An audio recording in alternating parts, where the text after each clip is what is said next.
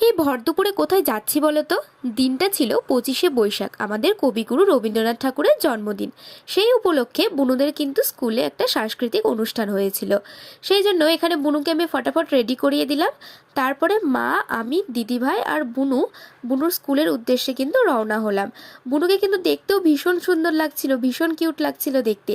তারপরে চলে আসলাম ওদের স্কুলে। আর ও পড়ে সরস্বতী শিশু মন্দিরে। আর এখানে প্রোগ্রামগুলো না ভীষণ সুন্দর হয় জানো। এই যে দেখো স্টেজটা কি সুন্দর করে সাজিয়েছে না, খুব সুন্দর লাগছিল। আর তারপরেই বুনুকে নিয়ে গেলাম ওর বান্ধবীদের সাথে কয়েকটা ভিডিও ক্লিপ আর কয়েকটা ফটো তোলার জন্য। আর তারপর আমিও কিন্তু ওর সাথে প্রচুর ভিডিও ক্লিপ, প্রচুর ফটো নিয়েছি একটা রিলস করবার জন্য। এই যে দেখো তোমরা যেমন এই শর্টসটা। তারপরে শুরু হয়ে গেল প্রোগ্রাম, আর প্রোগ্রাম শুরু হতে হতে কিন্তু অনেকটা রাত হয়ে গিয়েছিল। আর এই যে এক এক করে প্রচুর প্রোগ্রাম হয়ে গেল। আর বাড়ি ফিরতে ফিরতে কিন্তু আমাদের অনেকটা রাত হয়ে গিয়েছিল। তো ভিডিওটা কেমন লাগলো তো কমেন্ট